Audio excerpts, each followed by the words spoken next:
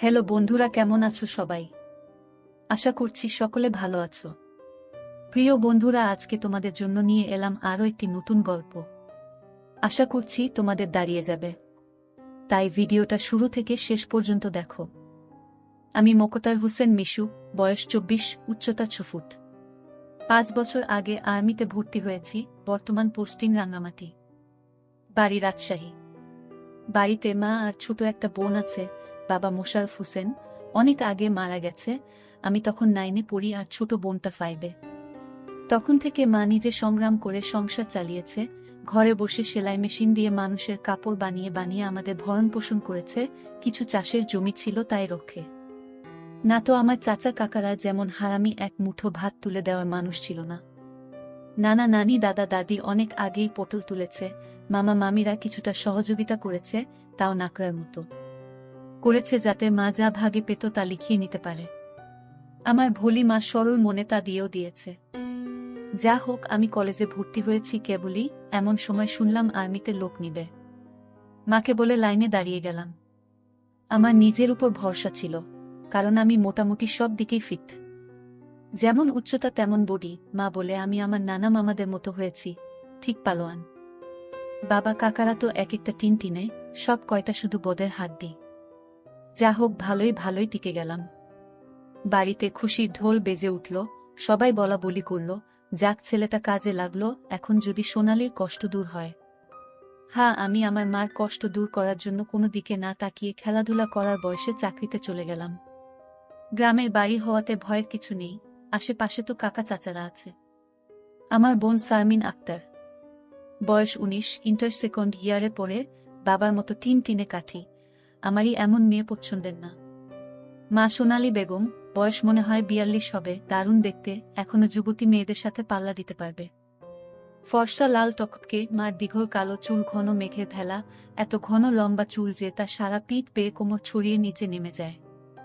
লাল টকটকে ঠোঁট আর টানা টানা চোখ, সব মিলিয়ে আমার স্বপ্নের নারী, আমার জন্মদানকারী বিধবা মা। যা চরম পাপ, যা কখনো পাওয়ার নয়। সবই জানি, সবই বুঝি, তারপরও মনের কোথায় যেন সোনালীকে নিয়ে স্বপ্নের নীড় রচনা করি। যেখানে মা নয়, সে আমার সোনালী, শুধু সোনালী। আমার মনের এই গোপন চাওয়ার কথা শুধু আমি জানি। আমার সরকারি বেতনে মার রূপ যেন দিনকে দিন বেড়েই চলছে। মার গর্বে বুক সব সময় ফুলে থাকে, গ্রামে সব সময় আমার জয় জয়কার। 5 বছরে ভাঙা ঘর পাকা করেছি, এখন 4 রুমের বাড়িটা আমাদের শান্তির নীড়। এবার ছুটিতে এসেই মা বায়না শুরু করলো আমার বিয়ে দিবে। যদিও এটা অনেক আগে থেকেই চলছে, আমি শুধু বারবার এড়িয়ে যাচ্ছি। আজ এ নিয়ে মার সাথে মুখ কালাকালি হয়ে গেল। মার এক কথা, শারমিন বড় হয়েছে, বিয়ে দিতে হবে। এরই মাঝে কয়েকটা সম্বন্ধ এসেছিল, তার বিয়ে হয়ে গেলে সে একা একা কিভাবে থাকবে, হ্যান ত্যান কত কথা। আমি এসেছি শুনে ছোট মামা এলো, সারাদিন থেকে বিকেলে যাওয়ার সময় আমাদের সবাইকে নিয়ে যেতে চাইল। আমরা না যাওয়াতে জোর করে শারমিনকে নিয়ে গেল, বলল 2 দিন পর মা বেটা গিয়ে বেরিয়ে আসবে, আর শারমিনকে নিয়ে আসবে। আমাকে আর মাকে নিয়ে যাওয়ার জন্য আর কি এমনটা করল। সন্ধ্যা থেকে আকাশটা মেঘলা হয়ে আছে দেখে বাইরে গেলাম না। না হলে 2 দিন থেকে এসে সন্ধ্যার পর বন্ধুদের সাথে আড্ডা মারতে বেরিয়ে পড়ি। আজ গেলাম না দেখে মাও খুব খুশি। গরম গরম পকোড়া ভেজে দিল। বিছানায় বসে মা বেটা মিলে আরাম করে খাচ্ছি। মিশু, হুমা, কাউকে পছন্দ করিস? আমি মার মুখের দিকে তাকিয়ে মুচকি মুচকি হাসছি। বল না পছন্দ করিস, করলে এতদিন তুমি জানতে না। তবে হ্যাঁ, একজনকে খুব ভালো লাগে, এবং এও জানি তাকে আমি পাবো না। কেন পাবি না? আমার ছেলে কি দেখতে খারাপ? কোনো লাট সাহেবে বেটি সেরে? হা হা। তুমি দেখি রেগে গেলে। রাখবো না, এমন সোনার ছেলে আমার। আর কি না, বল তুই কে সে? বাদ দাও মা, আমার যাকে ভালো লাগে তার কথা দুনিয়ার কাউকে বলতে পারবো না, শুধু খোদাকে ছাড়া। মা আমার এমন গম্ভীর কথা শুনে অবাক হয়ে চেয়ে রয়েছে। এটা কি কথা রে বাবা? আমাকে বলতে না পারিস তোর ভাবি মানে রাসেলের বউয়ের কাছে বলিস তুই? না মা, তা না, তুমি আমার সবচেয়ে বড় বন্ধু। তোমাকেই যেহেতু বলতে পারছি না, সেখানে বলতে গেলে তারা তো আমাদের শত্রু, তাদের বলতে যাব কেন? তাহলে বল না, কে সে? কোথায় বাড়ি? কোনো বাড়ির মেয়ে? আমি চুপ করে বসে রয়েছি। মা অনেকক্ষণ আমার উত্তরের অপেক্ষায় থেকে মুখ গোমরা করে চলে গেল। ঘন ঘন বিদ্যুৎ চমকাচ্ছে, আকাশটা কালো হয়ে আছে, রাতের তারাগুলো না জানি কোথায় ডুব দিয়েছে। আমি জানালার গ্লাস খুলে দিয়ে ঠান্ডা হাওয়া গায়ে মাখছি। হাত বাড়িয়ে ব্যাগটা নিয়ে খুললাম, সিগারেটের প্যাকেটটা বের করে একটা ধরিয়ে টানছি। প্যাকেট রাখতে গিয়ে মোবাইলের বক্সটার কথা মনে পড়ল। সারমিনের জন্য যা যা এনেছিলাম সব দিয়েছি, শুধু মারগুলো দেওয়া হয়নি। চেয়েছিলাম দিতে, এমন সময় ছোট মামা এলো, তাই আর দেওয়া হয়নি। নতুন অ্যান্ড্রয়েড সেট, মা খুব খুশি হবে। আরেক বক্সে একটা স্বর্ণের চেইন, মার যেটা ছিল সেটা আমার এসএসসি ফর্ম ফিলআপের সময় বিক্রি করে দিয়েছিল। তখন থেকে মার গলা খালি। আরও কয়েকটা জিনিস আছে মার জন্য। আয় খেয়ে নে, ঝড় আসতে পারে, কারেন্ট চলে গেলে খেতে ঝামেলা হবে। আমি তাড়াতাড়ি সিগারেটটা জানালা দিয়ে বাইরে ফেলে দিয়ে বললাম, হা দাও। কি লজ্জা, মা সিগারেট খেতে দেখে নিল, জানে আমি খাই, তবে এভাবে দেখেনি কখনো। ঘরে বসে সিগারেট খাওয়াটা ভুল হয়ে গেছে, সারা ঘরে সিগারেটের ধোঁয়া। মা বেটা খেয়ে দিয়ে উঠলাম। মা বলো, আমার রুমে এসো তো একটু। তুই যা, থালা বাসনগুলো গুছিয়ে আসছি। আমি রুমে এসে শুয়ে রইলাম। মা আধা ঘন্টা পর হাত মুছতে মুছতে এলো। কিরে বাবা? আমি উঠে মায়ের হাত ধরে খাটে নিয়ে বসালাম। ব্যাগ থেকে এক এক করে শাড়ি, ব্লাউজের কাপড়, ছায়ার কাপড়, একটা বাদুর বোরকা, দুটো ওড়না, একটা শীতের জামা, চাদর এবং আরও একটা প্যাকেট দিলাম। প্যাকেটটা দিলাম ভয়ে ভয়ে, কারণ ওতে দুশেক ছোট জামা কাপড় আছে। জানি না দেখার পর কি বলবে। এত কিছু কি জন্য এনেছিস? তোর কি বুদ্ধি শুদ্ধি হবে না কখনো? প্রতিবারই এত কিছু আনা লাগবে? আহ থামো তো তুমি, যা লাগে তা আনবো না। এটাতে কি রে? না, ওটা এখন খুলবে না, তোমার ঘরে গিয়ে খুলবে। আর প্লিজ রাগ করবে না। কি আছে এতে, তা তুমি খুলে দেখে নিও। আর হ্যাঁ, আরও কিছু আছে, এই বলে মোবাইলটা দিলাম। একটা থাকতে আরেকটা এত দামি মোবাইল, তোমার চেয়ে কেন কিছু দামি নয় আমার কাছে? এই বলে গালে একটা হামি দিলাম। মাও আমার কপালে হামি দিল। চোখ বন্ধ করো তো। কেন রে? আহ বন্ধ করো না একটু। মা হেসে দিয়ে চোখ বন্ধ করল। আমি চেইনটা মার গলায় পরিয়ে দিলাম। এখন চোখ খুলো মা। মা চোখ খুলে স্বর্ণের চেইনটা দেখে হুহু করে কেঁদে দিল। না মা, না, কাঁদবে না, প্লিজ মা, কেঁদে না। তোমার মুখে হাসি দেখব বলে নিয়ে এসেছি, সেখানে তুমি যদি কাঁদো তাহলে আমার খুব কষ্ট হবে মা। না রে বাবা, কাঁদছি না, তুই বুঝবি না এটা কিসের কান্না। খুশি হয়েছ মা? হ্যাঁ রে বাবা, অনেক খুশি হয়েছি। এই বলে মা দাঁড়িয়ে উঠে আমাকে ধরল। আমি তো কেঁপে উঠলাম। মা কখনো এভাবে আমাকে ধরেছে বলে মনে পড়ে না। ইস কি নরম, কি সুন্দর ঘ্রাণ, ও দুটো আমার বুকে পিষ্ট হচ্ছে। মা অনেকটা খাটো হওয়াতে তার মাথাটা আমার থুতনির নিচে, চুল থেকে সুবাস এসে নাকে লাগছে। নাক মুখ ডুবিয়ে দিলাম চুলে। ধীরে ধীরে আমার ওটা শক্ত হচ্ছে। মন চাচ্ছে হাত দুটো আরেকটু নিচে নিয়ে রাখি, তবে সাহস পাচ্ছি না। মা আমার যা রাগী মানুষ, ছোটবেলায় কত বেতপিটা করেছে তার হিসাব নেই। মার মুখটা দুহাত দিয়ে ধরে কপালে একটা হামি দিলাম। আর কখনো কাঁদবে না মা, আমি যেন তোমার চোখে পানি না দেখি। আচ্ছা বাবা, আর কাঁদব না। তো যাও, লাল তাঁতের শাড়িটা পরে দেখাও তো, দেখি কেমন লাগে আমার মাকে। যা পাগল, আমি বিধবা মেয়ে লোক, এমন লাল টকটকে শাড়ি পরলে মানুষে কি বলবে? কি বলল তাতে তোমার কি যায় আসে? আর এখানে মানুষ আসবে কোথা থেকে? মানুষের সামনে না পড়তে চাইলে পড়ো না, এখন আমাকে তো পরে দেখাও। আমার খুব মন চাইছে সাজুগুজু করে কেমন লাগে দেখতে। তাই ইস আমার বাবা এনেছে, আর আমি পরব না তা কি হয়? তবে মানুষের সামনে কখনো পড়তে বলিস না রে। ঠিক আছে মা, আমি শুধু আমার সুন্দরী মাকে দু চোখ ভরে দেখতে পেলেই হলো। যা দুষ্টু, মাকে কেউ সুন্দরী বলে? হা হা, তাই? তাহলে কি বলবো গো? হি হি, তুই জানিস কি বলবি। বেয়াদবি নিও না, প্যাকেটে যা আছে তাও পড়ো। কি আছে রে এতে? যাও খুলে দেখো। মা চলে গেল। আমি পিছন থেকে দেখে মুগ্ধ হয়ে গেলাম। এ মহিলার কি কখনো যৌবনে ভাটা পড়বে না? প্রায় 15 মিনিট পরে মা এলো। অসম্ভব, এ কাকে দেখছি আমি? এতদিন এক পেরে শাড়িতে যে মাকে দেখেছি তার সাথে এই মহিলার কেন মিল নেয়? কি সুন্দর, অতুলনীয়, গর্জিয়াস, মার্ভেলাস, যতই উপমা দিই না কেন কম পড়ে যাবে। মা দরজার কাছে দাঁড়িয়ে আছে, আমি বিছানার পাশে হাঁ করে দাঁড়িয়ে আছি। মা ভীষণ মায়াবী করে হেসে চোখে ভ্রু উঠানামা করে জানতে চাইলে, কি কেমন?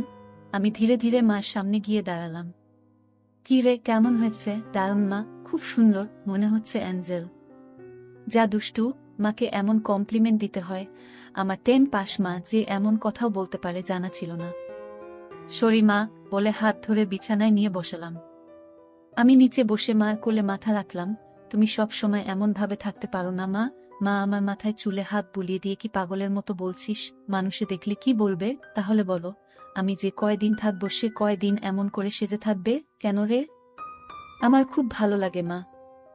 হি হি পাগল, আচ্ছা থাকবনি। আমি মুখ উঠিয়ে মার মুখের দিকে তাকিয়ে, ওগুলো পড়েছ মা? যা শয়তান, কিছু তো শরম করো। মার জন্য কেউ এসব আনে, জানি না মা কেউ আনে কিনা, তবে বাবা থাকলে হয়তো আমিও আনতাম না।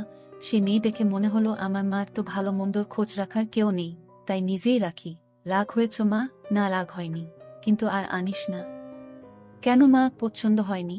নাকি সাইজে হয়নি? সব ঠিক আছে। তবে তবে কি মা? মা লজ্জায় মুখ ঘুরিয়ে নিয়ে, তুই এনেছিস ভাবলে পড়তে শরম করে রে। আজ থেকে আমাকে ছেলে নয় বন্ধু ভাববে, তাহলে আর শরম করবে না। হবে মা আমার বন্ধু, যাহ পাগল। সমবয়সী না হলে কি বন্ধু হওয়া যায় এ যুগে? ওসব পুরনো কথা মা। তাই বলে মা ছেলে, হা মা ছেলে, এতেই তো ভালো, একে অপরের কাছে আসা যায়। তুই অনেক বড় হয়ে গেছিস দেখি, কি সুন্দর কথা বলছিস। তা তো অবশ্যই, কয়দিন পর তোমার ছেলে সেকেন্ড লেফটেন্যান্ট অফিসার হবে। খুব ভালো হবে রে বাবা, খুব ভালো হবে। এমন সময় বিদ্যুৎ চলে গেল। মোবাইলটা জ্বালাতো মিশু, দেখি চার্জার বাতিটা কোথায় আছে। থাক না মা এমন, কি সুন্দর তোমার কোলে শুয়ে আছি। জানো মা, পাহাড়ি এলাকায় একা একা পোস্টে ডিউটি দেওয়ার সময় এমন স্বপ্ন রোজ দেখি। প্রতিদিন মনে হয় তোমার কোলে শুয়ে একটু যদি। ঠিক আছে, এমনই থাক, তোর যত মন চাই। ধন্যবাদ মা। হি হি পাগল। মা হু, আজ আমার পাশে ঘুমাবে একটু? কেন রে, মন চাচ্ছে তোমাকে ধরে ঘুমাতে। ঠিক আছে, যা সদর দরজাটা বন্ধ করে ঘরগুলোতে ছিটকানি লাগিয়ে আয়। আমি উঠে লাফাতে লাফাতে চলে গেলাম। আজ আমার খুশি ধরে না, কিছু হলে হতেও পারে। এক জগ পানি নিয়ে এলাম সাথে করে। এসে দেখি মা শুয়ে পড়েছে। টেবিলে জগটা রেখে খাটের পাশে দাঁড়ালাম। মা দেয়ালের দিকে সরে গিয়ে আমাকে জায়গা করে দিল। বজ্রপাতের আলোতে মার মুখটা মায়াবী মায়াবী লাগছে। খোলা জানালার হিম বাতাসে আমার মনে ঝড় তুলছে। জানি না আমার মনে কি চলছে। মনে হচ্ছে মা তার স্বামীকে পাশে শোয়ার জন্য জায়গা করে দিল। মা নতুন বউ, আমি তার স্বামী। দাঁড়িয়ে রইলি যে, শুবি না? হাসুই। মার পাশে শুয়ে পড়লাম, দুজনে মুখোমুখি। আধো অন্ধকারে দুজনে দুজনার দিকে চেয়ে আছি। ঘুমাবি না? তুমি ঘুমাও, আমার ঘুম এত তাড়াতাড়ি আসে না। তাই আয় কাছে আয়, মাথায় হাত বুলিয়ে দিচ্ছি। আমাকে আর পাই কে? একেবারে মার বুকের কাছে বুক নিয়ে গেলাম, তবে কোমরটা দূরে রাখলাম। মা একটা হাত সাইডে লম্বা করে দিল। এখানে মাথা রাখো। মা তার হাতের উপর মাথা রাখতে বলছে। আমি সহজ মনে তাই করলাম। নাকটা মার বগল থেকে ৩-৪ ইঞ্চি দূরে। ভালো মতো দেখতে না পেলেও বুঝতে পারছি যে এর বেশি দূরে নয়, কারণ ঘামের ঘ্রাণ পাচ্ছি। ইসমার বগলের ঘ্রাণেই তো আমার শরীর আনচান আনচান করছে।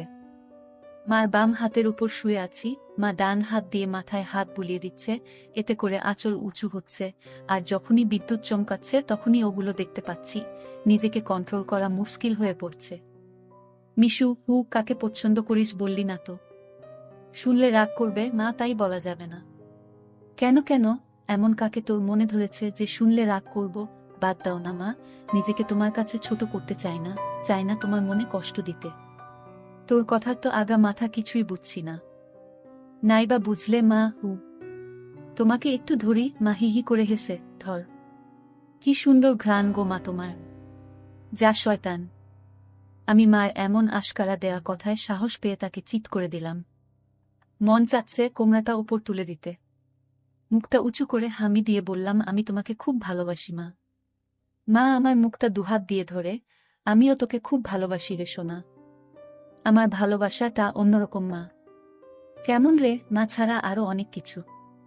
কেমন? শুনলে রাগ করবে না তো? আহ বল না, এত পেঁচাচ্ছিস কেন? তুমি আমার ড্রিম গার্ল মা, তাই তো। কি? হ্যাঁ মা, জানি এটা শুনে আমাকে খারাপ ভাবছ, এজন্যই বলতে চাইছিলাম না। আমি তোর মা মিশু, এমনটা কিভাবে ভাবতে পারলি? জানি না মা, শুধু জানি আমি তোমাকে প্রচন্ড ভালোবাসি। তোমাকে ছাড়া কাউকে ভাবতে পারি না। চুপ কর বেয়াদব, এমন কথা বলতে তোর মুখে বাজছে না? সরি মা। এই বলে তার উপর থেকে উঠে খাট থেকে নেমে পানি খেলাম। মাও বিছানার উপর উঠে বসেছে। বুঝতে পারছি সে অবাক হয়ে আমার দিকে তাকিয়ে আছে।